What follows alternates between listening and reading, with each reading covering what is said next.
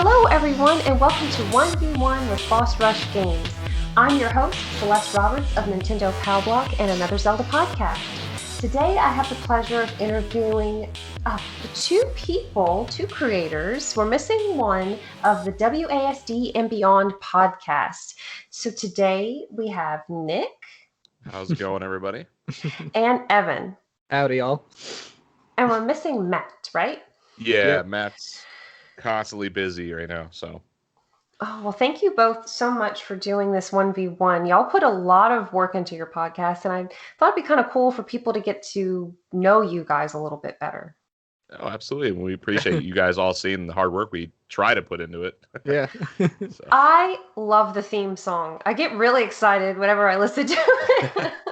Yeah, so a buddy of mine named Jordan DeZorbo, who, forget what he goes by on Twitch, D-Tune on Twitch. He recorded my old band when I was doing that way back when, and I hit him up and he made the theme song really quick, and I was like, all right, yeah, perfect. So that's how that came to be. I really like it. It's fun, and I don't know. It reminds me of childhood. That sound from the early 90s, late 80s. Right. Yeah. It's a bit misleading because once you actually get into the content of our podcast and like the immediate vulgarity of what happens on our podcast, so it's a bit misleading, but it's still fun. Yeah, I agree with that. I love it. Well, so what can you tell us about WASD and Beyond podcast? So for people who have never heard of it, what is it about? Yeah, so it's just a couple. It's obviously Evan, myself, and Matt, and it's just us bantering what we like, dislike about video games. It's just a general discussion, basically.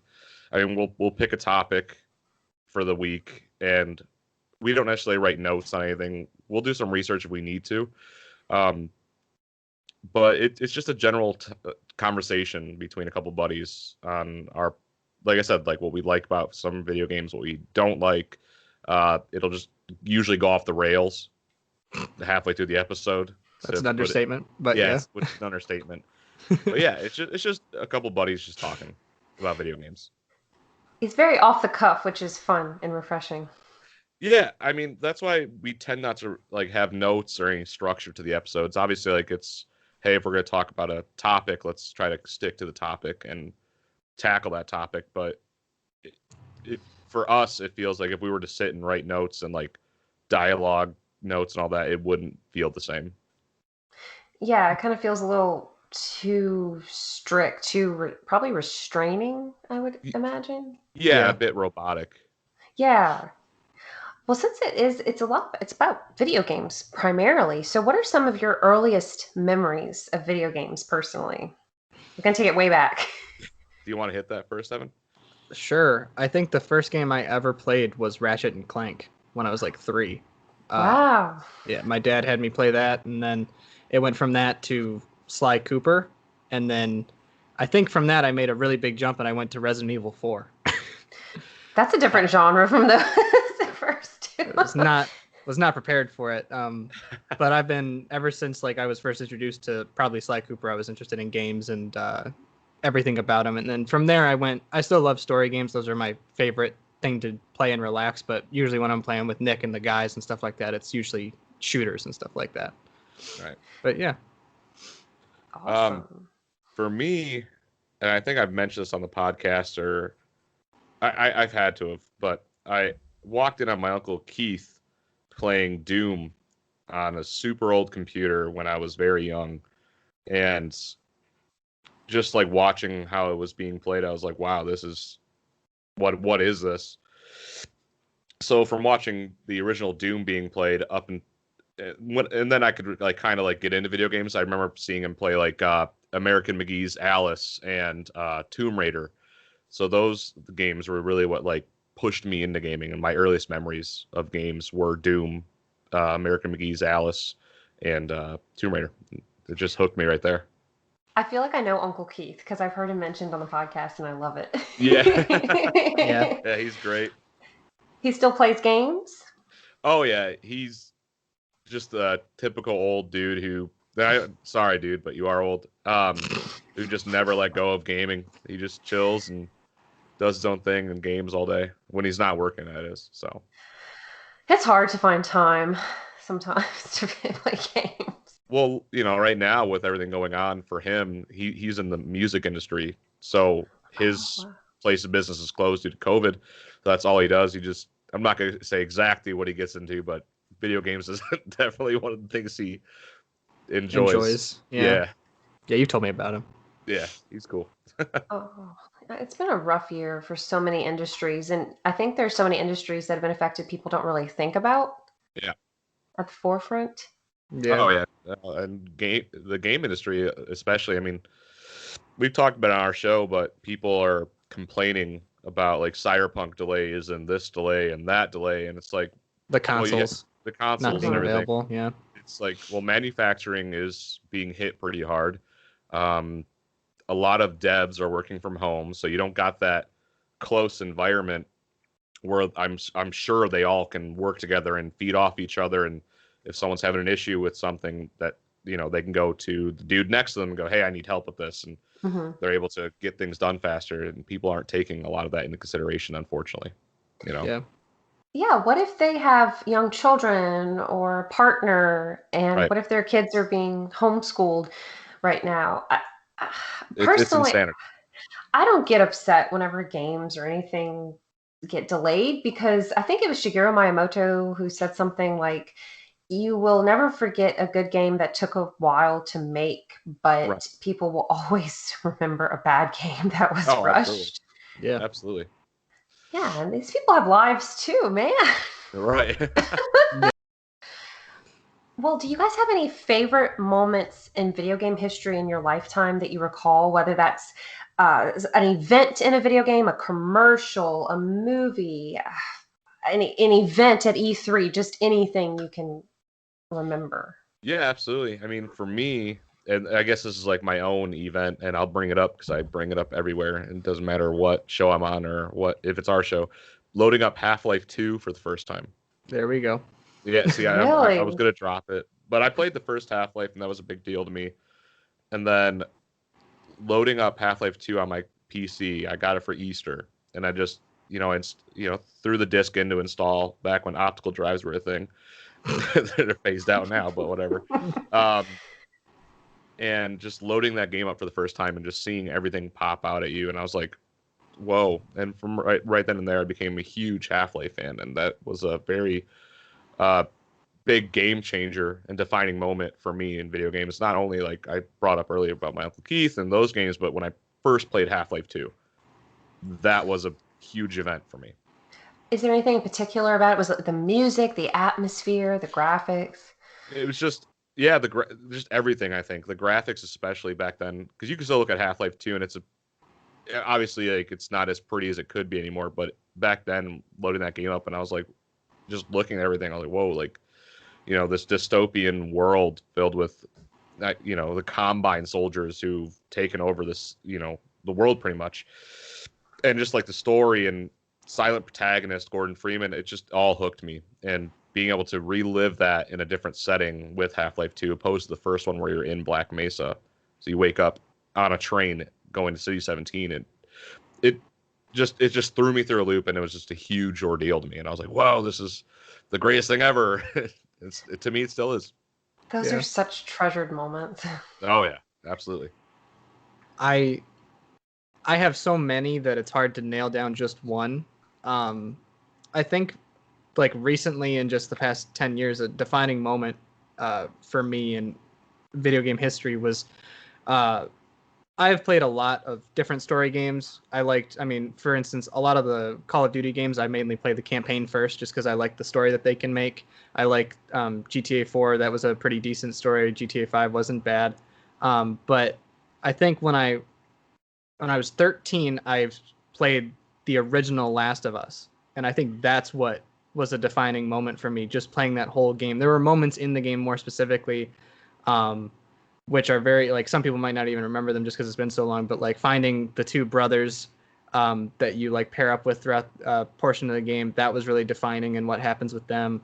Just the relationship between Ellie being, a younger girl and him being like a father figure, and how that kind of grows. that was surprising to me because a lot of the time you see a story like that that's in a TV show or a movie. It's very like specific to that sort of medium. But being able to play as Joel and having to actually physically move and rush over and help Ellie if she's getting hurt or something like that, I thought that was really interesting. And the dialogue's well written. There's subtle moments in both the first game and the second game because Nick knows I mention it all the time. I can't not. But there's so many subtle moments where these pieces connect. And I think that really was defining for me. I was like, wow, video games can be art just as much as any really great movie can be. And I'd like to see more games be made. I think Cyberpunk is going to be that way for a lot of people. Yeah. Did you guys see, I don't know if it was on Twitter or Reddit, somebody said they had put in like 175 hours into Cyberpunk and they still weren't done. Yeah, I think it was one of the developers actually saying that he was playing the game for around 175 hours and he still hasn't completed the game, which is fantastic for everybody, given all the delays and given all the setbacks. You know, it should give people an expectation of what they're about to purchase. Like $60 is going to get you this story that you could do 3 times and it's going to feel fresh each time you play. So, I mean, yeah, I'm super. Our next few episodes are all Cyberpunk based. Really? Oh yeah. We're doing the lead up. You know, we're gonna be doing like the lead up into Cyberpunk, expectations, and then we're gonna play the game and kind of talk about what we've played and all that. So what we've seen, yeah, we're super stoked. You know, this discussion is making me think.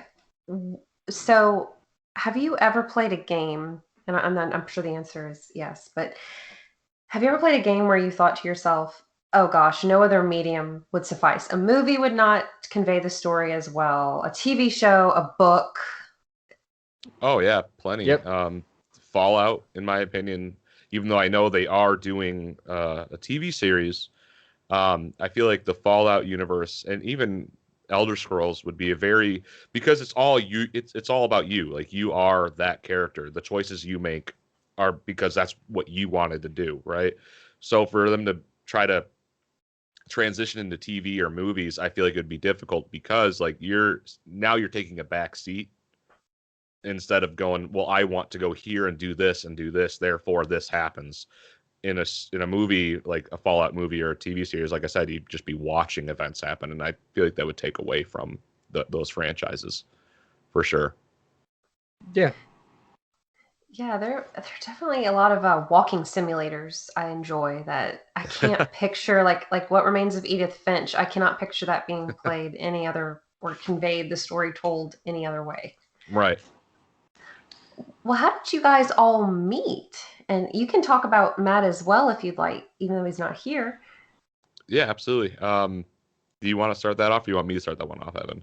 I met Nick through his little brother Julian, who was in a grade above me in high school. And a couple of years, I think it was actually maybe my senior year or something like that, Julian invited me to the Discord server with Nick and them, and I just ended up hanging around. I just was like, at first I came in here and there and played PUBG with you guys for a bit. Yeah, and then PUBG. After it was, I just came in there. It was a normal, like, that's where I went instead of talking to the other people I had talked to, because they started, the 2 buddies that I typically talk to, they weren't always around or on as much. They were busy. So, I just went in there because I saw Matt in there, I saw Nick in there, or Julian or Chad. So I would just go in there and hang out, and now I ended up here. Right. They kidnapped you. Yeah, really. I don't know how I ended up here.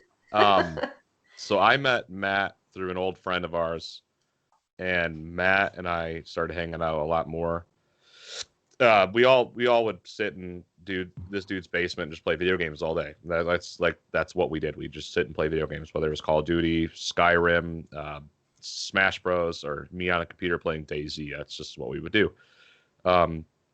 Flash forward to a couple years ago, we make a Discord, and Matt and I had always been talking about doing a podcast. It was a while in the making before we actually started it, but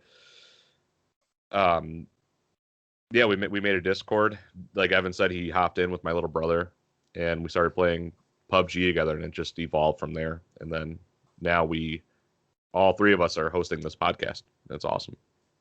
That's so great. I love how passionate you guys are, and it's really fun to listen to you guys because I can tell you're having a good time, Yeah. and you pick on one another. Yes, we Oh, do. yeah. Oh, yeah. But I think that's how you show somebody you care about them. Oh, yeah, absolutely. I mean, that and if one of us is a little more drunk than the other, it becomes it's a whole awesome thing leading up to the podcast. There's a whole we'll be in our Discord and we'll all be making fun of each other. We'll hop into like what we hop into to record. So the roasting would already be starting, and then we start recording, and it just keeps going, and it's just that much funnier to us. Yeah, warmed up and ready to go. Yeah. Yeah. Well, what made you? So it was you and Matt, right, Nick? You Yeah. two decided to start a podcast. And how old is the podcast? You want to talk about the history of it? Yeah, so the podcast now is a year old, and which is cool. And I totally forgot that we hit our year mark, and I had to post like a few days late on Twitter. I was like, "Oh, by the way, it's a year old now." Like I said, Matt and I had been talking about creating a podcast for a long time, and one day I was just like, "Dude, let's just do it. What else? We have nothing else going on." And this was before my son was born, and it was just kind of like, all right, cool, let's do this. We tried recording in person, that didn't work, and then I found Zen. Well, my buddy Yoder sent me Zencaster. It was like, try this website out. So we've been recording remotely, and just from there, it's like been a lot easier to create schedules because it's like, okay, well, I'll meet you on this time, this time, this time, and then out of nowhere, I was like, well, let's get like another host because it'll be easier. Like if one of us is having a problem that week, we can have the host in. It'll still be two of us talking. And then I was like, all right, cool, Evan, because I know Evan likes to talk. Oh, thanks. You do. What? It's not a bad thing. No, But no, it's not. I don't ramble. I promise. I don't know. Last of Us 2 get you going, dude. That was a long episode. But yeah, no. So we just decided on Evan, and luckily Evan's here because it's been him and I primarily, with Matt going through what he's going through and as busy as he is. So yeah, it's a bit of the history of it. I'm just glad we actually stuck to something because usually it'll be like, yeah, let's do this. And then it's like, all right, throw that to the wayside. We'll try something else. Yeah. That's awesome. And what is the meaning behind the podcast name? How did you come up with it? Yeah, so WASD is like the main movements on a keyboard for PC gaming, and we primarily play on PC. Like, Evan's got consoles behind him. He's got an Xbox Series X and a PS5. I got my Xbox Series X upstairs, and my other consoles I do play on here and there, but we are primarily PC players. So I was like, all right, cool, like WASD. And then I was trying to think of like, all right, what else? And I was like, oh, well, I don't want to just talk about video games. Like, I'd like to talk about movies and like certain animes that I do like, or books or music. And I was like, all right, well, Beyond. I was just kind of like, and Matt was like, yeah, that's cool. I was like, all right, WASD and Beyond. That'll work. It's kind of one of those things where like, yeah, just go for it. See if it sticks. And luckily it did. I'm not gonna say how long it took me to realize the WASD part. It's an embarrassingly long time. I'm sure you're not the only person. That people are like, WASD. And I was like, no, it's WASD. And if you look at, I've had to explain to a few people, like, no, look at your keyboard and put your fingers down where you would normally move. And they're like, oh, okay, I got it. Yeah. I think I've been listening to you guys for about a year. It was after I found the Loser podcast. Yeah, JD. He's another friend of yours. Yep. Yeah, he lives not down the street, but a couple cities over from me. Yeah. Oh, cool. Okay. That's awesome. I'm gonna have him on here too. Oh, awesome. At some point. Yeah. He's fun. Yeah. And I think just through Twitter. Twitter is really just all I use that, and Instagram. I actually deactivated Facebook. I don't use Facebook. Oh, I'm not on Facebook. Evan's not on any social medias, so I deal with social media. Yeah. You're not missing anything from what I remember. I hear it anyway on the news. I hear something on Twitter anyway, so it doesn't even matter. I get the news. Yeah. So thank you for explaining that. Because I was like, that's a cool. I was like, is it their initials somehow? Is it code or something? Secret society code. Yeah. It's right out there. Well, since you mentioned it talks you guys talk about other things. What are some of your favorite movies? Is there a certain genre? Do you just like anything if it's good? Um, so I'm primarily a horror movie fan. Evan, if you want to hit it, because like we're both film buffs, but Evan is like a huge film buff. It's not even that I'm necessarily a film buff. It's Yes, just you are. that I mean, whatever. I took one film class. I'm not going to say anything other than that. But I took film um, class. yeah, no. I mean, I didn't learn much about it, but I like anything if it's good. If it's got a good story, if there are specific actors that I like, I'll watch it. I mainly like in terms of like if just I had to pick a favorite in terms of people who direct. I mean, I like Martin Scorsese. I like Quentin Tarantino. Um, and like but the thing is that like I could watch those and then in the next I could watch I mean Trial of the Chicago 7 was directed by Aaron Sorkin, who I'm a huge fan of, just his TV shows and stuff like that. um so I mean, yeah, I'll basically watch anything if it's good. If it's I'm particularly not into scary movies like Nick is, though. I really don't like them. I don't get with them. I don't watch a lot of animated stuff. um but that doesn't mean I can't be convinced to watch it. I'm pretty open to things unless I just really don't find it interesting or I just don't like something about it. But yeah, I'm pretty open to watching most different types of movies. Now, I I'd think one say. of the first times you hung out with me, I was explaining the story of the Halloween party, right? I think you were. How I got those kids to leave. So Oh yeah. sidetrack. Basically, I had a huge Halloween party when I was in a band at the townhome I was living in, which is not a good idea because there was over 100 kids there. Oh my God. Yeah, it sucked.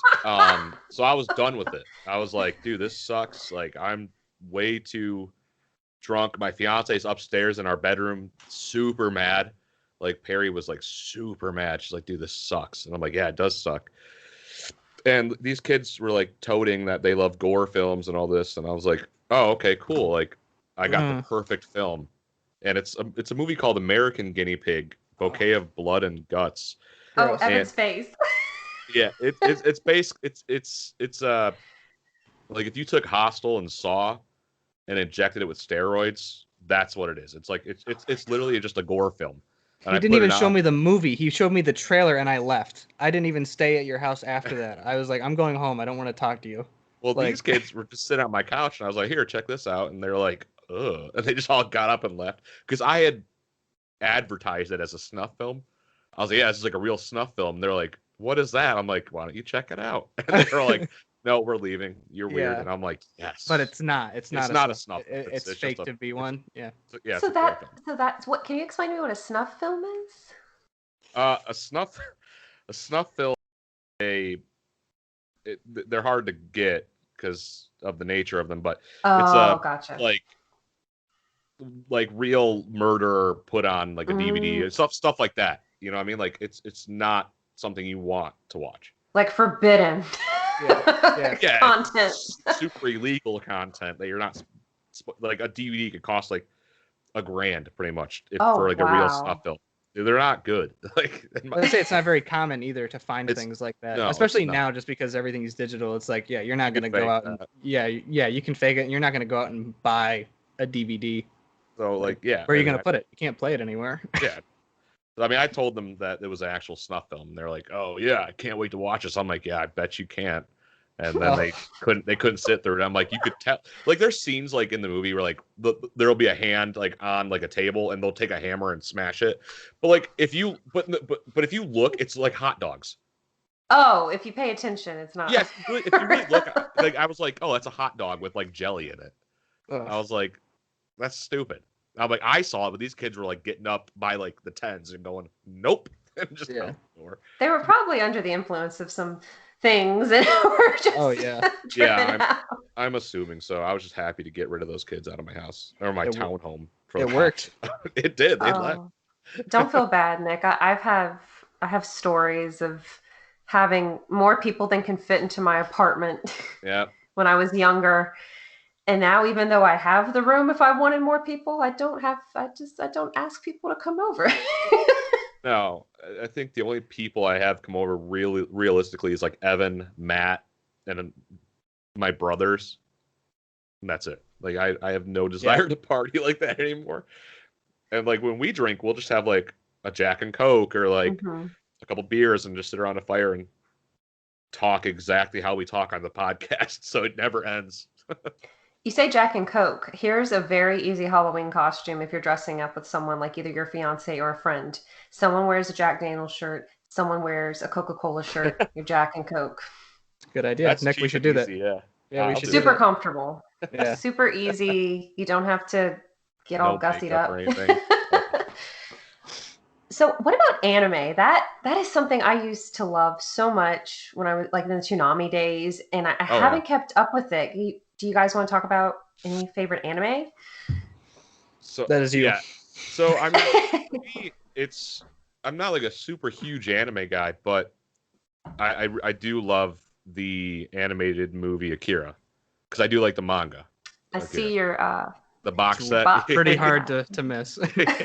I'm a big Akira fan, and Cowboy Bebop because I saw that on Toonami. Trigun, another Toonami show Yeah. that I saw on Toonami rather. So I mean that's like the extent of my anime where it's like I'll watch certain things here and there like Mob Psycho, and I'll try to get into it, and I usually get distracted by other things, unfortunately. But yeah, no, I mean I do dabble here and there in anime enough to talk about it sometimes on the podcast. Yeah, I think, well, I guess you could say this about anything. There are so many games, there's so many books, there's so many movies, there are so many anime series. I can't keep up. Oh yeah, like One Piece, it's like 1 million episodes pretty much nowadays. That's like I'm not even gonna try. Not 1 million, but you know what I'm saying. It's too many. Wasn't that the case with Inuyasha? Or Um, isn't that the case with Inuyasha? Weren't there a there's lot, aren't there there? are a lot of episodes of Inuyasha, so if you like didn't start back then, like to try to hop in now, I don't think it's being produced anymore, but you'd I don't know how long it would take you to watch that entire series at all. Gosh, I really enjoyed the days of middle school, junior high of coming home, and I'd have my little shows all selected for me, like Tenchi Muyo, All Star, Oh Gundam yeah. Wing, and then you go do your homework or whatever. But Oh yeah. it's overwhelming sometimes, all these choices of anything, really. Sometimes I'll spend time just looking through my eShop on my Switch, Yeah. and I feel just overwhelmed. Or Game Pass Yeah. on my Xbox. So much of everything out there now, literally at the click of a remote. So it's insane. Are you guys able to play games as much as you did when you were younger? Is it kind of a precious time now? Yeah, you go first on this one, Evan. It doesn't feel any different. For you. Yeah, I'm currently in college right now, but since we're all doing everything online, I'm still here, so I can be doing work on one monitor and playing a game on the other, that kind of thing. So it doesn't feel that different. In terms of back then when I was a kid, though, I played console games and stuff like that, and it's like now, particularly, I'd like to play certain console games that I don't have the time to do just because my dad works right behind me and all the consoles are there. So it's like I'm not going to get in his way. So like I kind of have to wait till he's out of town and then I'll play him or whatever and stuff like that. But it's usually the same. I mean, probably not a good thing. I should probably not be playing games as much because school's important. But yeah, I mean, feels the same. Yeah, for me, for a while there, I was not as much because when Landon was first born, I was just so busy, trying to tools and all of that with him. But now that he's getting a little older, it's like, all right, whatever. Like, I moved it, but I have like a pack and play like right in my area, so like I'll just put him in his pack and play and let him do his own little thing while I'm with the guys playing video games and stuff like that. So I mean, I'm getting back into playing video games as much as I used to, which is a good and bad thing. But it changed for a while, and now it's going back to normal. Where I'll just think like, I don't know, a couple hours a night in, and when Cyberpunk comes out, all bets are off though. That's it. Does your fiance play games too? Yeah, she plays primarily on a Switch, and she plays a lot of like Zelda, Animal Crossing. I can't get her off that at all. That's like her crack right now. Well, it's been since the game first came out. March. Yeah, March. Well, even like when the prior games were out, like the original ones. Yeah, she's been a huge Animal Crossing fan. Skyrim, She loves the Elder Scrolls series. So yeah, she sinks her time in as well when she's able to. I'm jealous, Evan. I remember those days, those college days. Yeah. Well, what are some games that you guys really love? Is there a genre that you gravitate towards? Hit it, Uh, Evan. uh, well, Ready for a dissertation? no. Yes. Go for it. In terms of genre, I like playing shooters. I like playing, Overwatch and COD and Battlefield and stuff like that. Those are fun to play, like almost as just, I'm bored. I don't know what else to do. This is what I'll do. But if I want to play something that I actually will truly enjoy, or like I want to sink my time and emotions into, I play story games. I play Uncharted was a big franchise for me. I started with 2, I played 3, and then 4 was amazing. I don't remember a lot of people saying that, but I liked it. I thought they did a really good job. Naughty Dog, to me, has just been a great company when I've played their games. Obviously, The Last of Us 1 made a huge impact on me. So when the second one came out, I have like, what, Nick? I got 4 or 5 different Last of Us shirts that I wear in a row during a week. I have merch. I have a Ellie statue, all that kind of stuff. I love all that. That game to me was kind of like, people go, well, can you make video games art? Show them that game. And be like, yeah, you can. You can really make people feel a certain type of way with that. And I think that shows for a lot of games. Like Cyberpunk, I think is going to do that for me, especially I'm excited for it. But in terms of a genre more than just story, it's like I want something this is going to sound bad, but like not necessarily happy. I want there to be a struggle for the characters in some way. I want it to be a bit dark, because with movies you can do that. With TV shows and movies, you can make it a little bit lighter and it's, a bit more comedic. Whereas I think games can really take it into a darker place and say like, yeah, we can do this because it's a game and people are playing it and it's a different medium for people. So, like I said, Last of Us 2 is a very dark game that I love. And I think your brother, Nick Lucas, said it best, where it's like, it's a great game, but it's not a game where you can just go, I got home from school, I want to load this game up and play it for a bit. You really have to put yourself in the mindset to be like, yeah, I'm going to have a bad time. It's so draining. That game is draining, dude. I played it just the other day on the PS5, and I got through that first intro bit, and I was like, you know what? I wanted to play more. I wanted to play for like another 2 hours, but I can't do it. I got to stop. We're setting So it it's down. emotionally draining? Yeah. Yes. Oh, yeah. Is it a game? I haven't played it, but is it one of those games where your choices affect the ending, kind of? That's what a lot of people don't like, is that you don't have that option. Oh. You have to just... In this game, if you had that option, a lot of the stuff that happens may not have happened.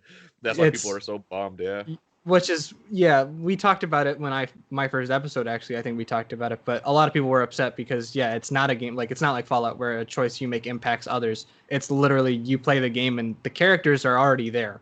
They've already made up their mind on what they're going to do, so it's kind of like, you have to play as that character and you have to live with their decisions, good or bad, and you have to decide if you still like them or not. So yeah, a lot of people didn't like it for that, which, I mean, just looking at the past history of both the first game and the other games that Naughty Dog has made, you've never had a choice.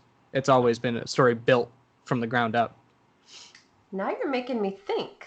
Do you guys prefer games where the story is laid out like that, or do you like games where you have to make decisions? I don't know, Nick, what do you think? What do you feel on that? See, for me, I like both. It just depends what kind of mood I'm in. If I'm in like an adventurous type of mood, I will play something like Fallout or Skyrim, where I'm able to like really decide, okay, I don't really want to do this type of stuff, and I'd rather do this. Like, I want to do hand-to-hand combat, but I also want to be like a mage. So it's like I'll play those games, or I want to be a bandit or whatever. And those are the games I'll gravitate towards. But if I'm looking for like a concrete story, I will play something like The Last of Us Part 2 or Doom Eternal, things like that, or Half-Life even. The choice is already laid out. It's up to you to find those. It's up to you to get through the game, though, whether or not you like what's happening. And that's what I did like about The Last of Us. Like games like The Last of Us 2, it's like you may not like what's happening, but you're going to have to keep playing through to see the resolve. And that's, I do enjoy both sides of the field. Yeah. I got to say, I agree with Nick on all of that. I mean, I don't primarily play a lot of those choice-based games where like I like Fallout. I do enjoy the game, but I don't typically go, I want to play that instead of this. If I have a choice between one of the two, I'm gonna go with a game like The Last of Us Part 2, just because I like to see what other people can create for someone else. So like all those stories are already built. They've already got everything planned, and I think that's a bit better for me because just like movies, I like to see what other people do, and I don't have any decision in it, so I don't feel any personal responsibility on like somebody gets hurt or somebody dies. It's like I didn't make that choice. Like somebody else decided that was going to happen, and I have to go through it and live with it. Nick knows when I got the game because I got it a couple days late because I got the Ellie edition. I went and I played through the entire game. It took me 4 days to finish it, and never happened before, but there were several moments in the game where I just put the controller down and I called Nick and I was like, I don't want to play anymore. Not because I'm mad, not because I'm upset with the game, but because I don't like what position they're putting me in. We needed a break. That never happens. Like I've never felt that where it's like, typically like I'll just blow through the game and I'll be like, oh, that was pretty good. I like that game. I like this, this part and this part. And there were plenty of moments in that where I was like, yeah, I really liked this moment. But then there were times where it was just like I had to go and say I can't do this because I'm afraid of what happens next, right. And I've never particularly felt that in a game before. What about genres for you, Nick? Yeah, so for me, it's a lot of like shooters for sure. A lot of shooters. I do like some like RPG-esque video games. But that's mainly my thing. It's definitely a lot of shooters. That's what I grew up playing. That's what I still play now. Yeah, I mean, I don't like games like I said, like Half-Life really like shaped me to be the, I guess, gamer I am, and like the way my play styles. Like, I for Half-Life 2, like you got to think while you play. There's puzzles to a degree. It's all physics-based puzzles, so it's literally like taking a gravity gun, lifting up a cinder block and putting it onto another piece of wood to lift you up. But oh wow, that's the type of stuff that's fun for me. Yeah, I'm trying to think more. It's like I primarily we just play shooters and I play some RPGs. I've been playing a lot of Risk of Rain too lately. Which, it's like a looter. It was roguelite. Yeah, that's what John said it was. Yeah, I don't play it. So that's been super fun lately. Oh, there's so many games out there. Yeah. So many genres. If you guys want a game where you have to make decisions, there's one called One Night Stand on Switch. I think I've heard of it. Yeah. I don't know if I've heard of it. It's like $4, might be even cheaper on sale. And bad. you wake up next to a stranger and there are like 12 different outcomes. I haven't unlocked them all, but while she goes to get you some medicine because you say you have a headache, you can look around her room and you see her underwear and you can decide to put on her underwear. That's nice. You don't see anything. It's like right. hand drawn. It's like pencil drawn. But it's so funny because she walks back in and she just loses her mind and kicks you out for obvious reasons. Yeah. Yeah, those are kind of fun. But I do like games where the story is I'm uncovering the story. Yeah. My hand is being held to a degree. Well, what games do you dislike? This is where you can rant your opinion. You can go off. You can say there's a genre. You can say a particular game you played that just upset you for whatever reason. I won't play JRPGs. I don't have fun playing JRPGs at all. I don't know what it is. We got this game called, what was it, Black Desert Online? You guys got that. I did not pick that up because I was like, I do not like it. I think it's an MMO as well. I don't know, but I didn't have fun with it. I was like, dude, why the hell did I spend this money on this? Usually Call of Duty I won't play, but Modern Warfare was the exception where we all had a good time because I just feel like those games are always they come out at the same time every year. It's the same stuff every year. There had been back then there was issues of just like map copying, so it was like a copy paste with like an extra bit of this or foliage or whatever, and that felt lazy to me. I tried playing Valhalla, and I felt like that game was trash because I haven't been the biggest Assassin's Creed fan in a long time, since probably like the third one. Yeah, and those games fell under the same spell that the Call of Duty franchise did, whereas like, let's pump these out every year. Let's just get it out there. Who cares about how the product actually is? We just got to get that out. And that bothers me. And that's what Bethesda does. They don't pump them out every year, but it's just the lack of polish on a lot of games really, really irks me. And I played Valhalla for like 5 hours, and I was just like, dude, I'm done with this. I can't. You had bought the game and you hated it? Oh, I didn't know. I didn't buy that game. Oh, my little brother okay. brother had an extra key, and he was like, "Here you go." And I was like, "Cool." If I would have bought it, I would have been mad. I would have been like, "Dude, this." I would have been really mad. Oh wow. Yeah, I don't have a particular game specifically that I dislike, but I don't like games where I can feel like there was something rushed or where there's obvious things that maybe don't make sense. Or I mean, typically games that I dislike are games that are online, like they're multiplayer, they're shooters and whatnot. I don't have a specific story game that I've played that I don't like, or like there are ones where it's like it's good but it's not as good as this one, but it's not something where I have an axe to grind with it. But yeah, like certain shooters, like the newest Call of Duty that released, Black Ops Cold War, there's just a couple things in multiplayer where it's like you didn't think about this, or you didn't like playtest enough to figure out issues.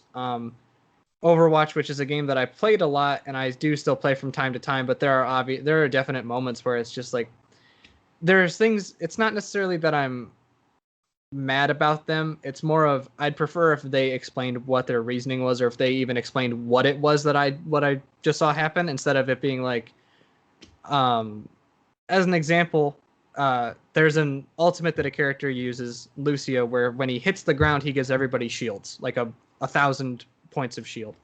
And there's another character that when he has his ultimate, he raises people up and then slams them back down.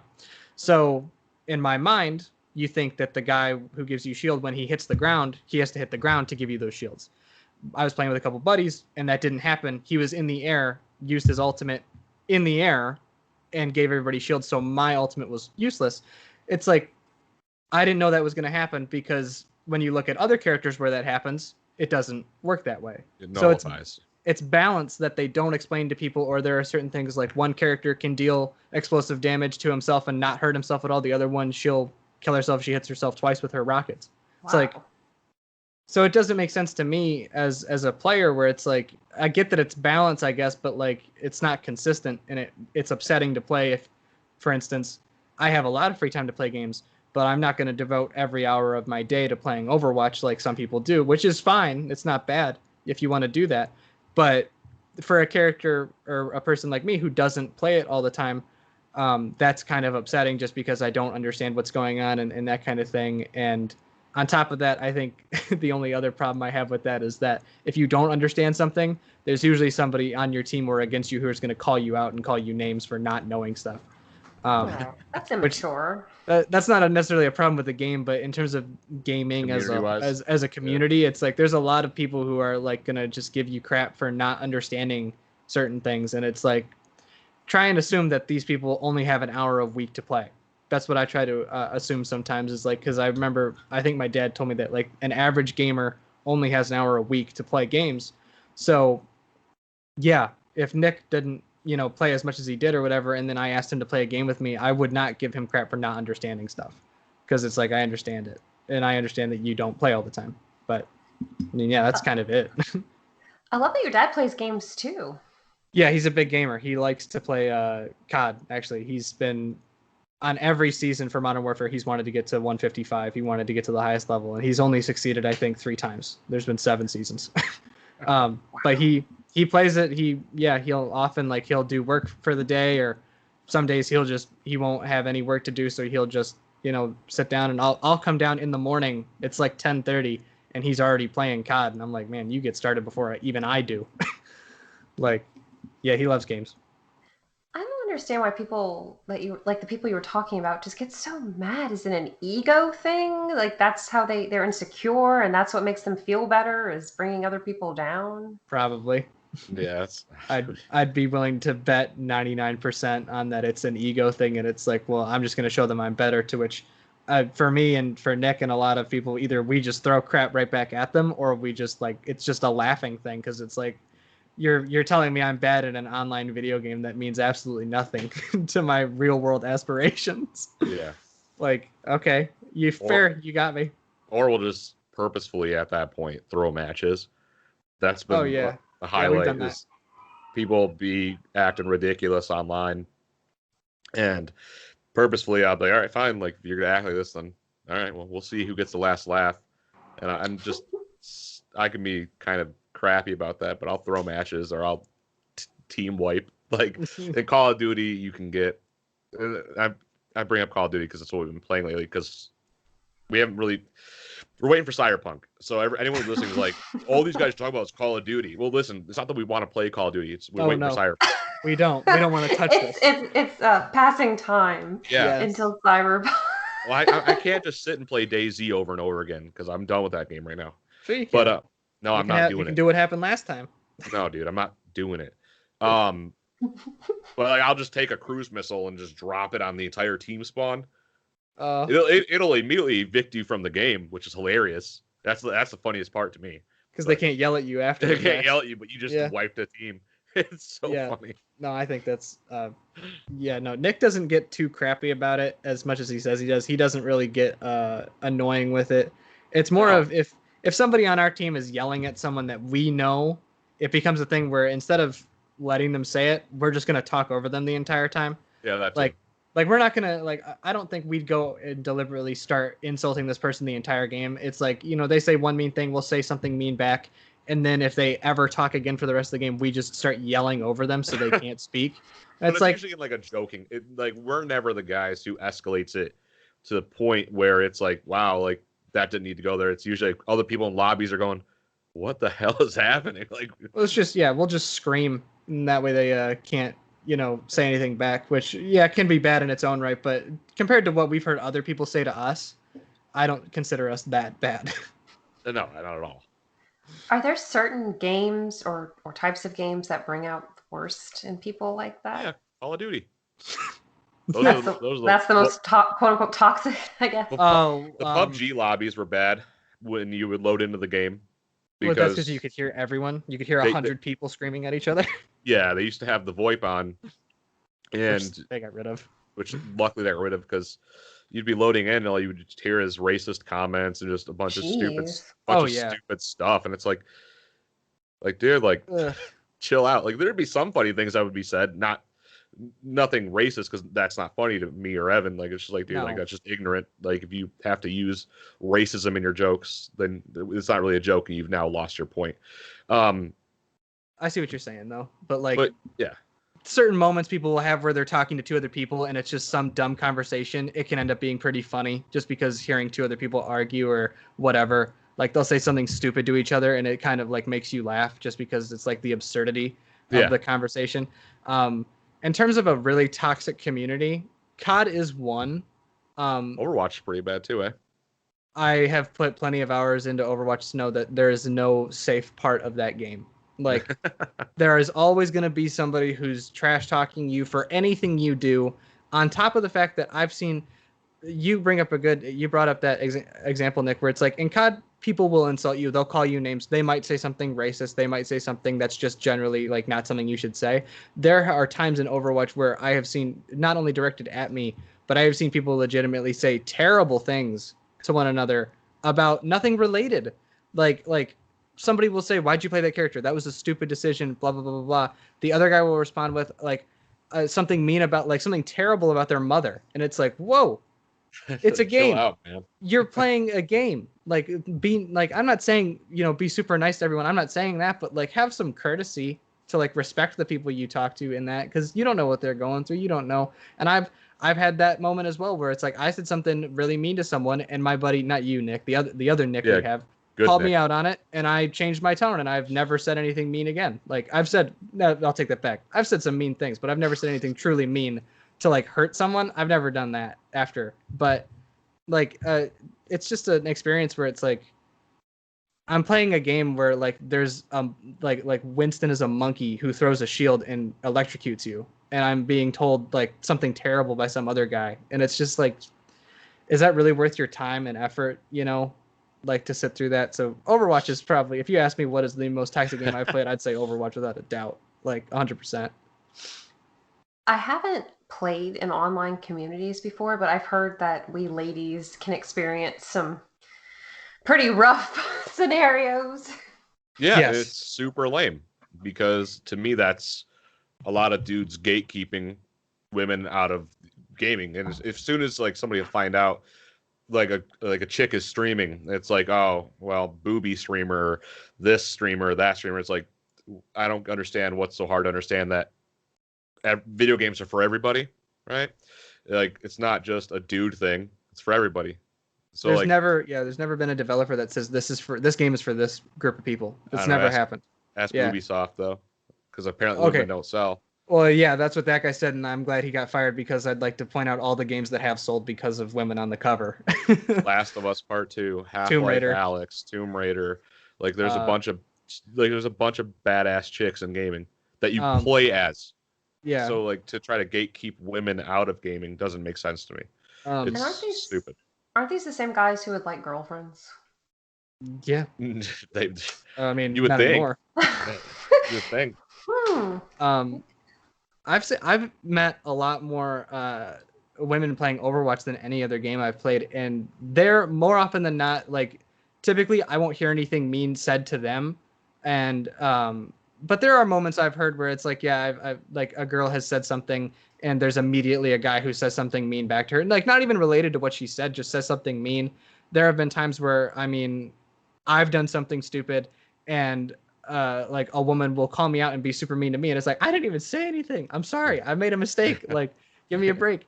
But like I've seen a lot, I've met a lot more women playing Overwatch that are typically really nice, and they will get some flack for nothing, and it's like, it's hard to tell if that's because and typically I don't know if this is the case, it's probably not.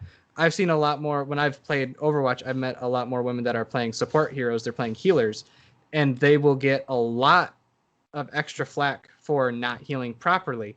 And it's like, I don't know if that's because they're bad healers or because this person who's yelling at them is yelling because they're a bad healer and a woman. So they think it gives them an extra like ledge up, I guess, you know what I'm saying, I guess. But like, I've met a lot of women who will say like, yeah, they just immediately get flack, or somebody will immediately ask for their phone number or their Twitter or Instagram or whatever. And it's like, I can't imagine being told that every game. Like that just, I wouldn't play it anymore. I'd uninstall it. I'd make a complaint. Yeah, I'd go onto that. I go onto the Reddit and I would bitch. That stuff's lame, dude. Yeah. I hate that. I don't get it. Especially like if you are interested in dating, I don't think that's how you attract a potential partner. Well, so for me, I people behind a keyboard and a monitor or a controller and a mic set, they're a lot different than they are in person, which doesn't excuse behavior though.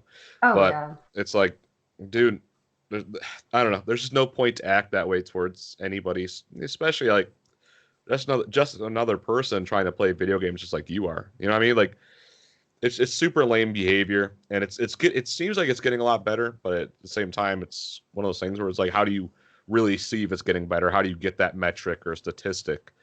You know, and then unfortunately, that whole bully hunters thing came out, and that The was a what? big. There was like this group of was it all chicks or just a couple chicks and some dudes or whatever? I think when I read it, it was a bunch of chicks, but I'm sure there was a couple guys involved. Yeah. There's like a bull. You could like hit up these people that were in the bully hunt, which we laughed at. It's like, you're not gonna just get. It's not possible. But It's absurd.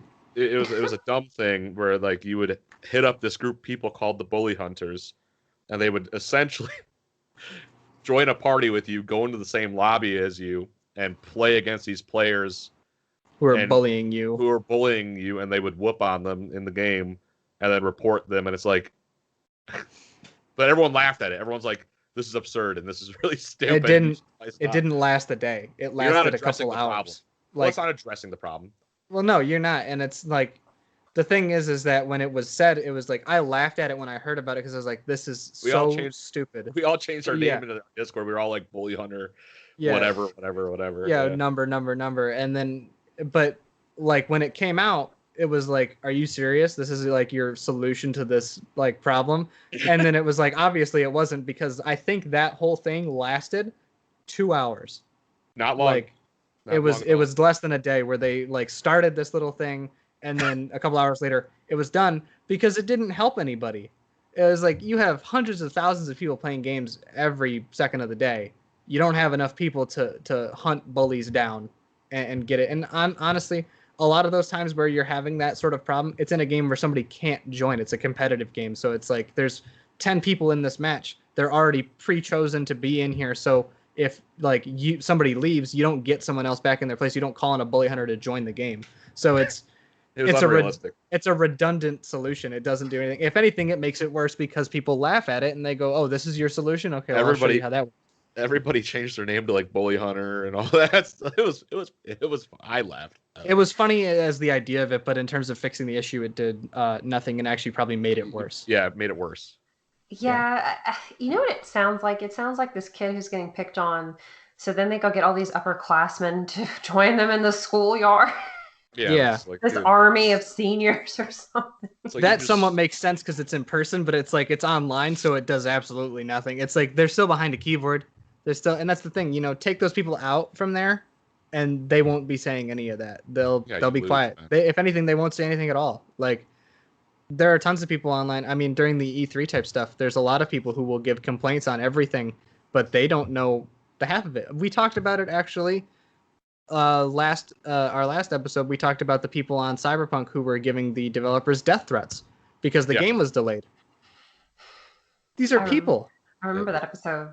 Yeah, it's like it accomplishes nothing, and I almost wanted to sit there and be like, I hope it gets delayed again, because y'all are a bunch of punks. So chill out. Well, I mean, you guess what? They still win because even though you insulted them personally, you still spent your money, man. You still spent $60. You still bought the game. Yeah, whatever. Death threats. Jeez, can you imagine getting death threats because of your job? People are so lame, and that's what it really, for me at least, that's what it boils down to. People are lame. Most people are lame. I'd like to be able to say you could probably stop that, but it's incredibly difficult to get people to listen to that. And it's on top of it. I mean, it's more of a thing where it's like, for instance, on Twitter, anything where it's a death threat should immediately be flagged and removed. It shouldn't be.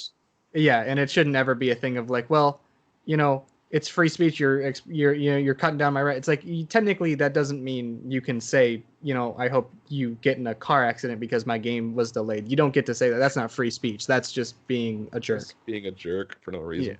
So no, that's I like that they usually take care of it, but it's still a thing where it's like the fact that a developer has to come out and say we're people just like you. Don't say death threats. The voice actors for The Last of Us got tons of crap for it.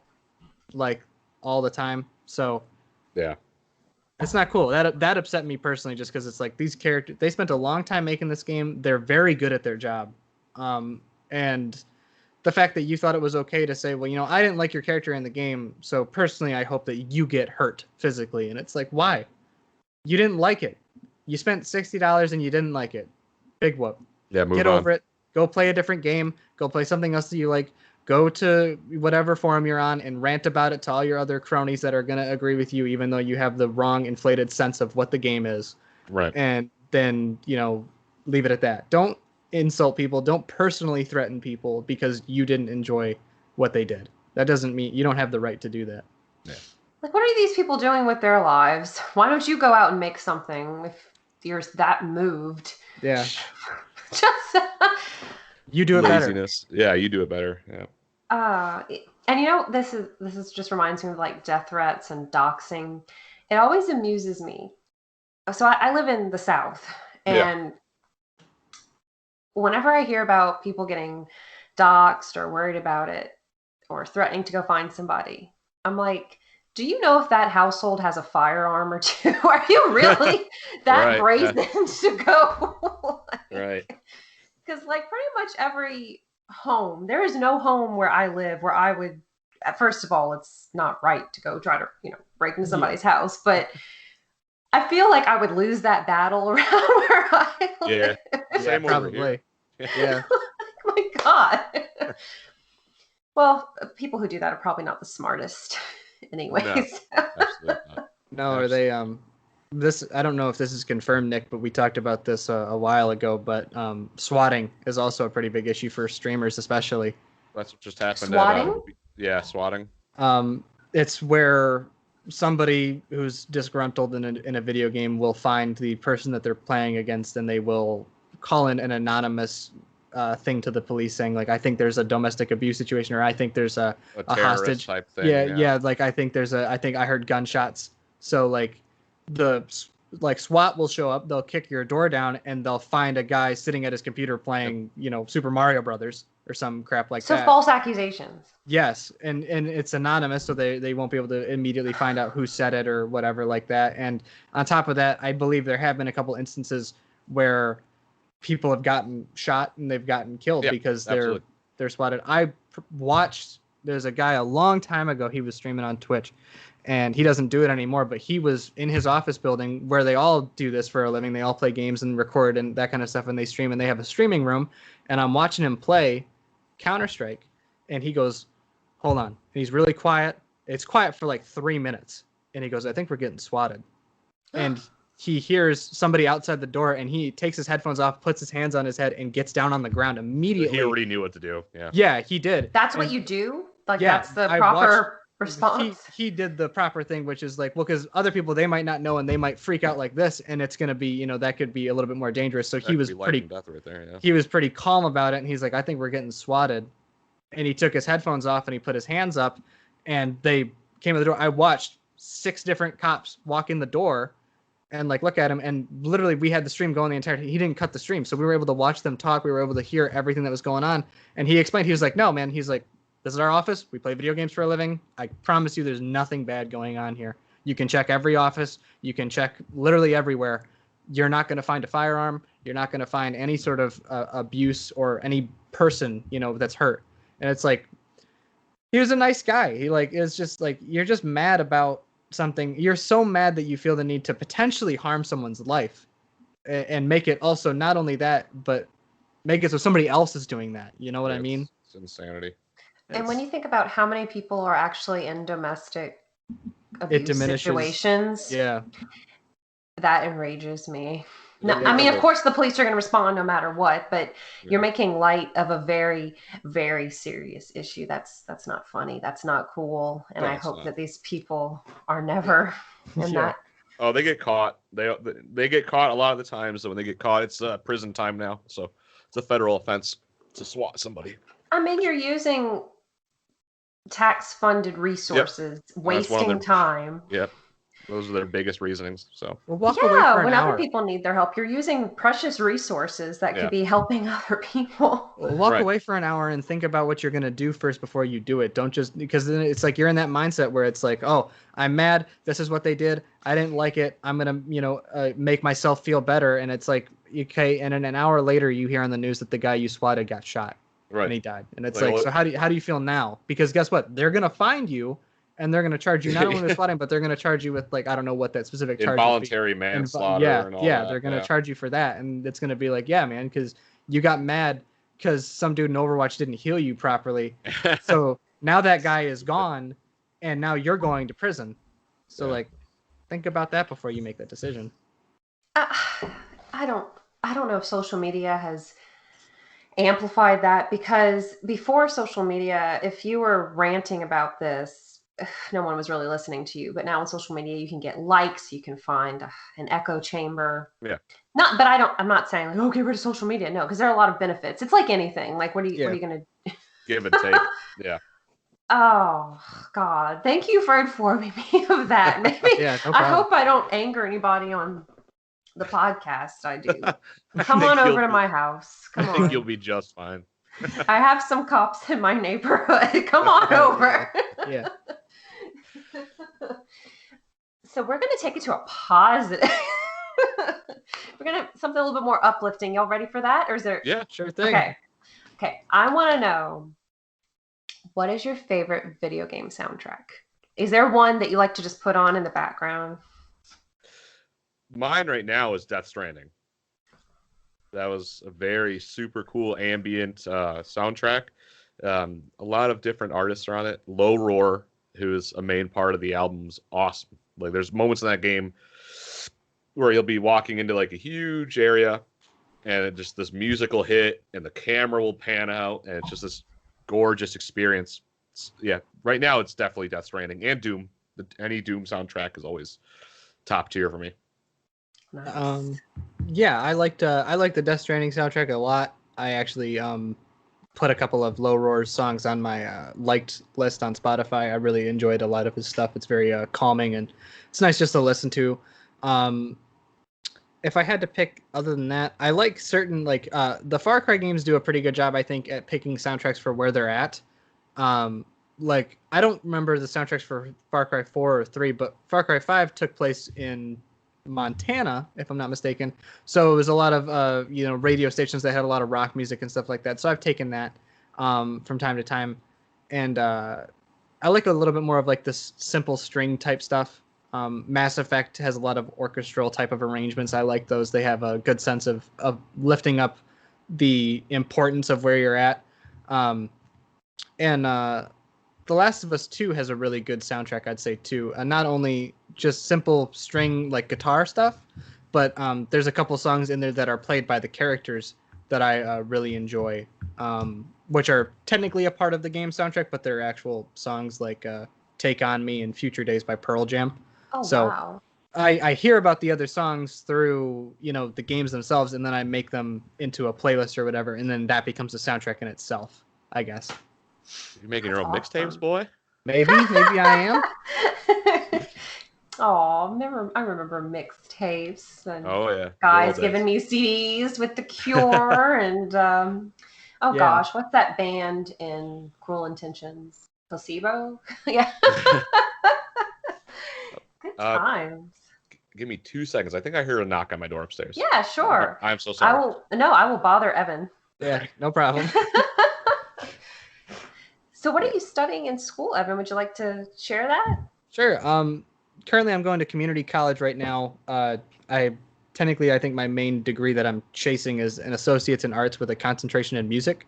Mm-hmm. And then that's going to be a 2-year thing. And then if all goes well, I was actually going to probably try and transfer to Berklee College of Music in Boston.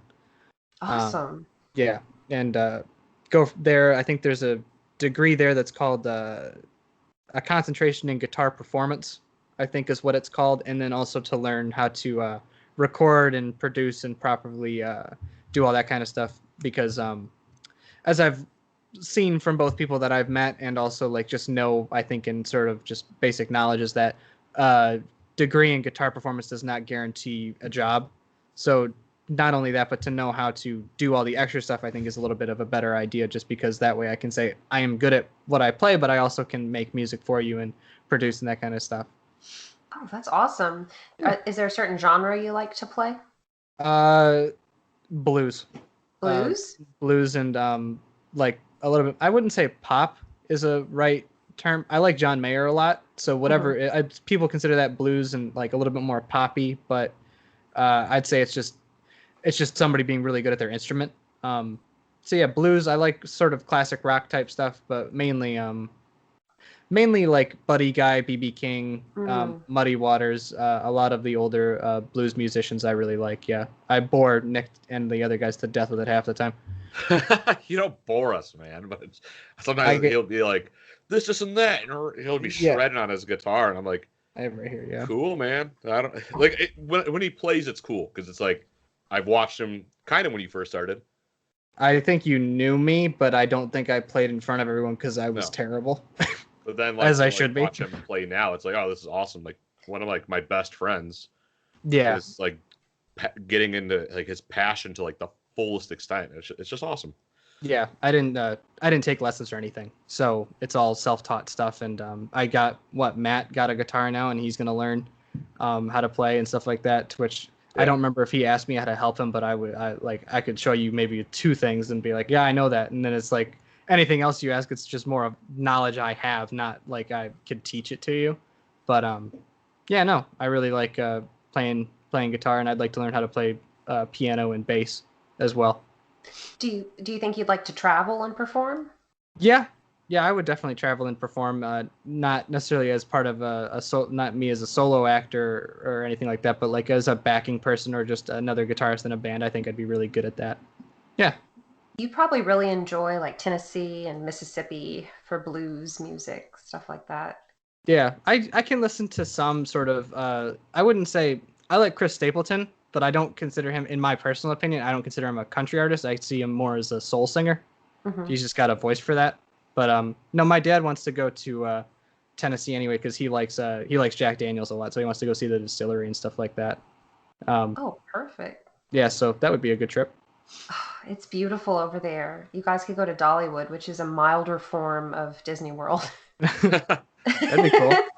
It's really fun, yeah. Well, Nick, we were talking about what Evan is majoring in, and you had said you were in a band. Do you want to tell people or you were in a band? Do you want to talk about any kind of music you like to listen to, or do you still play any instruments? Yeah, so I listen to a lot of different styles of music. I mean, if you look behind me, there's my shelf with a lot of records on it. I love hip hop, um, like anything experimental. Like one of my favorite like groups they're called Death Grips. Super loud, noisy, experimental hip hop. I don't play any instruments. I was a vocalist in the band, and that was 5 years ago. I'm far too fat and old for that now. Oh. No, it was just a fun time that I had way back when. And, it's not feasible with a child to be touring or anything like that anymore. So, well, for me at least, I know a lot of dudes who still are able to do it, but for me, I couldn't be on the road and not be near my son and fiance and all that. So, What would you guys say is your favorite concert you've ever been to? I know his. I've only been to two. It's easy pick. My first concert, I went and saw Paul McCartney. Wow. So yeah, that's definitely the only other concert I've been to. I saw Kenny Wayne Shepherd and Buddy Guy. Paul McCartney was really good. He played for 3 hours straight, no breaks. Wow. So yeah, he was fantastic. Killing it. Oh yeah, absolutely. A lot of good stories. When I was younger, I don't know who else would know. You might Ozfest. I remember Ozfest. Back when yes. Ozfest was a thing. Mm-hmm.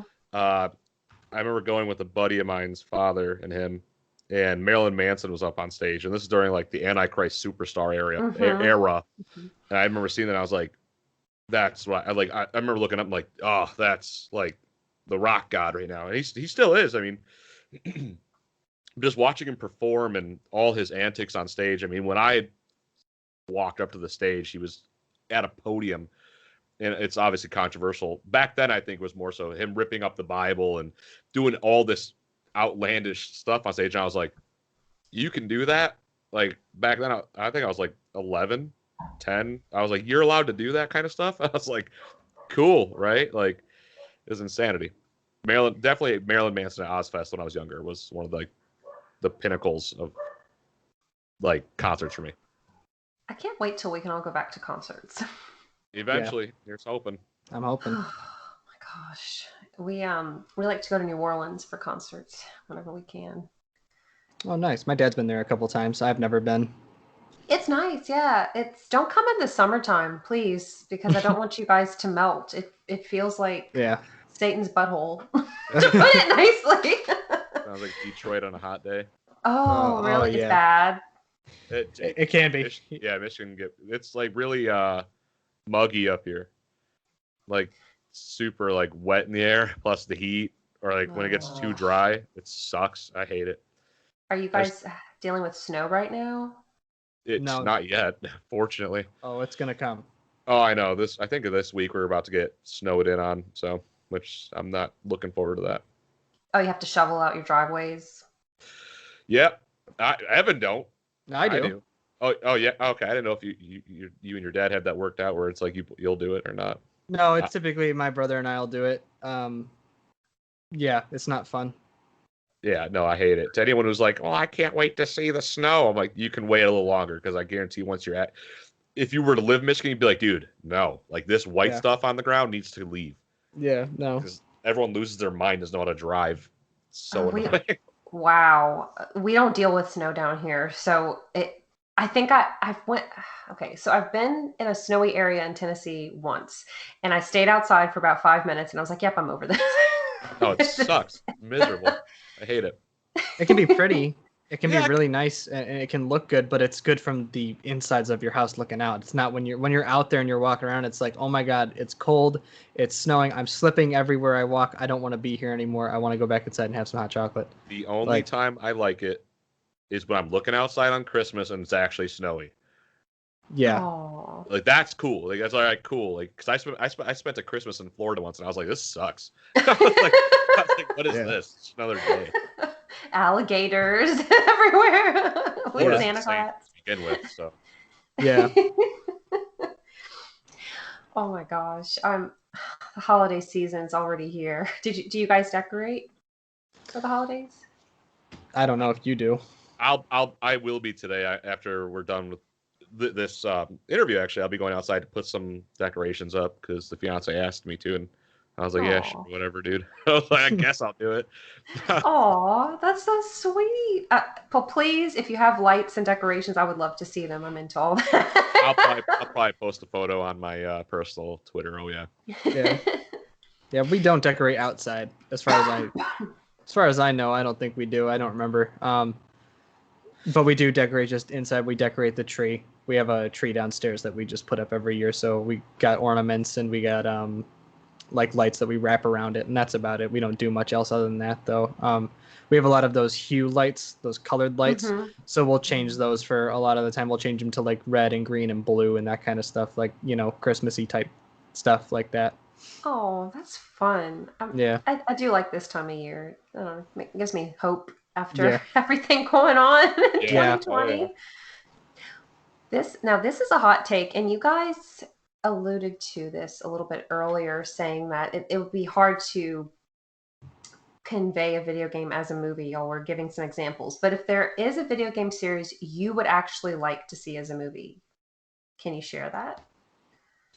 Yeah, I would like to actually see them make a good Doom movie. I don't know how that's your pick. dude. Yeah, Doomslayer fighting through a horde of demons and like actually going through hell on Mars. Like What do you mean? The original was fine. It had The Rock and Carl Urban. It that was movie great. sucked, man. There was no reason for it to go into the first person mode. Like when they did that, I was like, "What is this?" It felt like that. What was that one movie? You know what I'm talking? Hardcore Henry. I watched it. And I was like, "Dude, it's giving me a headache." I did. Yeah, no, I couldn't. I never even saw it. I just I looked Like at it. I was like, this looks Cloverfield? not like found footage. It's like an Yeah. actual. It's like a GoPro. It's Yeah, like it's it's literally like a a first GoPro where person. you're just watching those dudes. You're with seeing arms. his hands and you're seeing him like fight people and stuff like that. I remember my buddy Will. He was like, "That's the greatest movie of all time." I was like, "You're out of your mind." I was like, "Have you ever seen?" I was out of his mind when he watched it. I was gonna ask him. I was like, "Have you ever seen any other movie ever?" I was like, Toy Story is better than that, like by far. And Toy Story is a good movie. But if I had to pick a movie, I'd say one of the BioShocks. That'd be good. I'd say BioShock. Well, technically BioShock 1 and 2 could be made as one just because it's the same area, but like BioShock Infinite for like Columbia, I think that'd be pretty sweet to see that. I don't know. I can't really think of another. I mean, I'm looking at other games I have in my library, but they're all made to some degree. Like Mafia's, you can find a lot of those types of movies, like Middle Earth, that's Lord of the Rings. I don't. I think Death Stranding as a movie would be too difficult for some people to grasp. It's already a movie. If you play the game, it's basically like a movie. Yeah, yeah. So I could see that. Maybe a Borderlands movie would be kind of neat too, because that's not really like decisions you make. It's just you're following along these four characters. I think that'd be cool. Half-Life would be sweet in the perspective of like Somebody else of a survivor, not like Gordon, but like as a resistance member, like perspective of the resistance, and then all of a sudden like you see a glimpse of Gordon, or you see Gordon in a scene like that would be cool to me. But like going like too hard into it where it's like the movie's about Gordon, well, that'd be impossible because he doesn't speak. You know what I mean? Like, so it would be cool to see something Half-Life related in the perspective of like the resistance, or back at Black Mesa security guard and all that. Yeah, I could see that. I just actually kind of had a add on to that question, but like, what game would you not want to see as a movie, Nick? Half-Life. in the perspective of Gordon. No, Why did I ask? I knew the answer. I don't want to see another Super Mario movie. And they're working on one. They made a movie of that? Right now they are? Wait. You didn't know that? They're working on one right now. Wait, Evan. So you're a little bit younger than us, I think. Yeah. Okay. A bit, yeah. Okay, so you don't remember when the Super Mario Brothers movie? It was a big deal when it came out. I might not. When did it come out? Oh, the 90s. Oh yeah, I wasn't around. I was born in 2000. I was not around for that. Yeah. Well, that's easy to remember your age. Yeah, it's pretty decent. You don't have to do any math. It was a good deal. It was a bomb, dude. It wasn't good. It wasn't good? No. Oh, wow. It was, Nick, how about you let him watch it one day? Why don't you watch it and do an episode? Yeah, we'll watch it. You and I will do one of our episodes. That'll be a Beyond episode, yeah. Technically it wouldn't be a Beyond episode. It's part of one of her questions, actually. We do it live. Yes, it's the next question. We do it live. We watch the movie live and record it. We record my reactions. If we do that, I'm getting drunk though. That's the thing, because I'm not watching it sober. I couldn't. How long is it? Oh, it's like an hour and a 90 half. minutes. Yeah. Okay, then I could probably stomach it, but I would be done within the first 10. I don't think Zelda would be a good franchise as well. Even though I know there's supposedly that's coming up too. Mm-hmm. How are you going to portray Link as another character where he's a silent protagonist? And we've seen Link speak in the animated series. Mm-hmm. Where he's like, "Excuse me," and it's like, "No, dude, you ruined that for me." If they were to do a Zelda series or movie, I think the best plot to start with would be Majora's Mask, though. Just super dark, gritty, just insanity. But yeah, I don't know. See, here's my issue: is that the two games I don't want to be seen made as a movie or TV show are being made as a movie and a TV show right now. What? Last of Us. They're making Uncharted, which I'm not about. Oh, what's his name? Is young Tom Holland. Yes. And Mark Wahlberg is going to be Sully, which I don't understand. What? He's too fit to be Sully. That's what I said. I was like, he's too jacked. Have you seen him in Pain and Gain? That wouldn't make sense. Max Payne. Oh yeah. No, I didn't even think about that. But no, like I didn't. Tom Holland for me just isn't a good fit physically. I get they're trying to make a young Nate, but like he doesn't look grizzled. Like he doesn't look like Nate. Not that he's like this like mountain man look or whatever, but he always looks like he just got out of a bar fight, fell through like a temple, and like he's already like he always looks that way. So like I just don't see it fitting. And then they just greenlit the Last of Us TV series, which I was like, they have good people behind it. I'll give them that, but they're just they said they're adding on stuff to the first game, and it's like you can't replace Troy Baker and Ashley Johnson, and you can't make like. I just don't see it. It doesn't work for me. We'll see what happens. I'm not confident. Gears of War is coming out too as a movie. I don't know if you guys knew about that. What? But like that's gonna be like Tonka dudes, man. Like their legs are like this big, and that like they better figure something cool out for that. Well, so I'm not hyped. Now they are doing a Resident Evil. I think it's a Netflix series. Yep. Yeah, that's animated. Yeah. I've heard they're doing live action, huh? Oh, is it live action? I thought it was maybe it's some. Oh no, the Splinter Cell one they're doing is animated. Yes. Yeah. That's what I got confused. No, I've heard those are not like the movies I've heard aren't that great. Like with for Resident Evil. Yeah, I've heard they're not. I think I've seen the first one's good. I don't remember which one I saw, but I didn't like it. I've heard the animated stuff they do though is pretty decent. Oh yeah, the CGI stuff. Yeah, I think they actually keep the characters. Oh yeah, like if they have Leon in it, I'll definitely watch it. I love Leon Kennedy. He's a great character.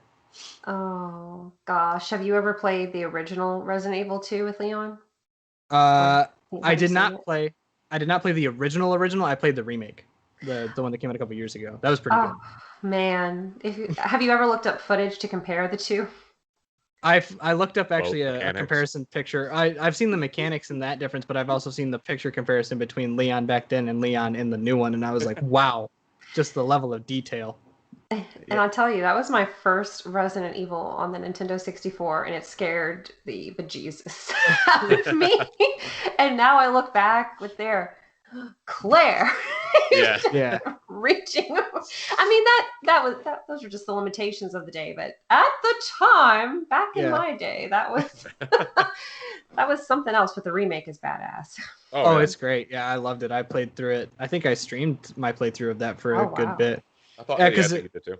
It was my first time playing the second one. I played the second one when I was like a kid. I was like 5 or 6, and I remember I couldn't even figure out how to get past the first part just because I was confused. I'd never played a game like it before, so I was confused on what to do. So playing through it for the first time, actually, with all the updated looks and stuff like that, I figured why not stream it? And it was amazing because it felt a lot more scary in the beginning half of it, where it's like, the puzzles and like, you got to be careful about where you walk. I love the ambient like sound and like the 3D audio. So like if I heard a licker from my right, I'd hear him to my right, and I would actually like freeze up and stop.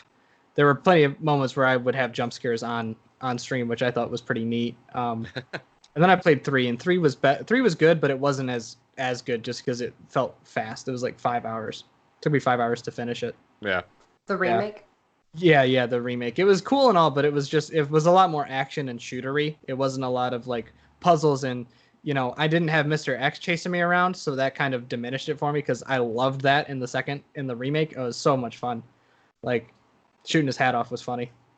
Well, now you have to play the remake of the first one if you want that ambiance. I do. Yeah, I haven't played that yet. I've actually. That's great. Oh, remake of the first one is astounding. I've been playing the 7th one. I played the 7th one yesterday. And, not gonna lie, I've played that. I finished it. I got through the entire game, and I was playing it yesterday, and I just stopped. I was like, you know what? No, I'm scared. I don't want to do this. Well, that's just how we are in Louisiana. That's an accurate depiction of it. Is it? Okay. No. I'm not going there. No. You know what I was just thinking about? What? We're talking about movies, kind of. Well, like literally 2 seconds ago. Dark Souls would kind of be sick. Like anything Dark Souls, Demon Souls, anything like that would be sweet. The live action or animated? Both. It'd be cool to see a live action version, but I think an anime gives it more room to do whatever it needs to do. Different pathways. That was just a quick thought. I never played them. Oh, because Castlevania has an awesome anime. Yes, it does. On Netflix. So it got really dark on that. I'm like, I'm gonna wind down for bed. Let me put on Castlevania. Oh yeah, no, that's not gonna work out too well. No, but that was interesting. Well, So, is there anything else you guys would like to talk about before I ask about the future plans for the show? No, I think I'm all good. So yeah, far, I'm okay. Yeah. Okay. Well, you guys have been alluding to extra episodes on Twitter. So, what are some of the future plans for the WASD and Beyond podcast? Yep. So we just recently started. Well, we launched it, but it'll be WASD Hot Fix episodes, which are just 30-minute episodes, like short, sweet, to the point.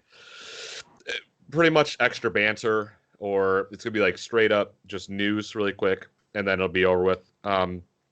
We still have the WASD and Beyond proper series, which is obviously released every Friday. We're gonna try to release hot fixes every week. We don't know what date yet or what day we're gonna do it, but eventually, Evan and I were trying to do WASD reviews, where it'll be mainly on film. So we'll just be talking about movies that we watched or that we've enjoyed, that new movies. So we're gonna try to do stuff like that. I think eventually we're gonna try to do a combined podcast with a lot of our Discord server, because there's a lot of character. It's gonna be really difficult, but there's a lot of characters on our server that I think content-wise it's too rich not to show everybody.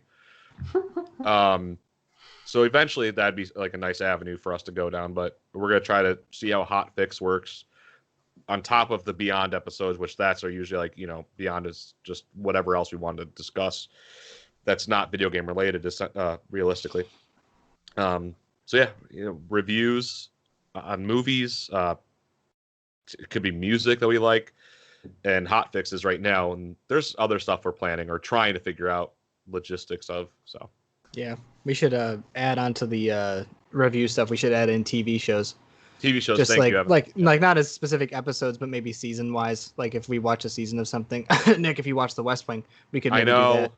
I know. I've been bugging him for weeks to watch that show, and he has not listened to me. I'm getting very upset. No, I need to. I know I need to. Even John watched it. There are so many shows. Yeah. There's so much media for us to consume. Oh yeah, which is good for content creators like you, ourselves, and everybody at Boss Rush, because it's easy at that point to consume and regurgitate.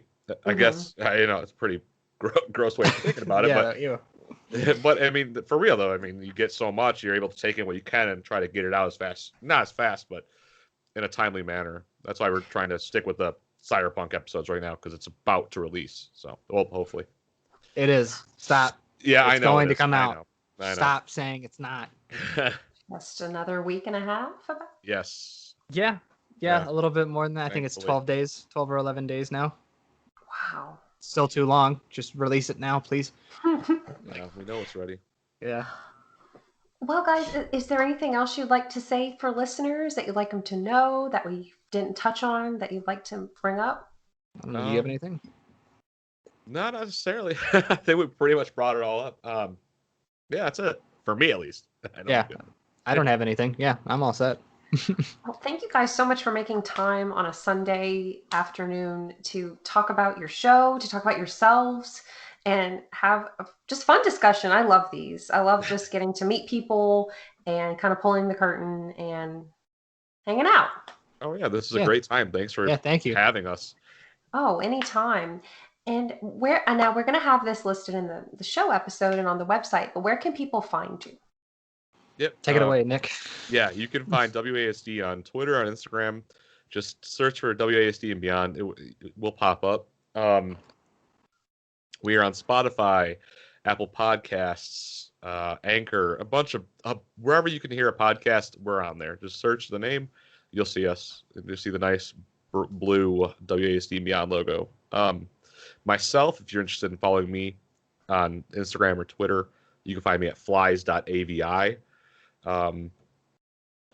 Sometimes I stream on Twitch. You can find my streams at ChubLifeNick. Evan, you stream as well. Yeah, I don't have any social media, so I don't have any Twitter or Instagram for anyone to follow, but I do stream from time to time.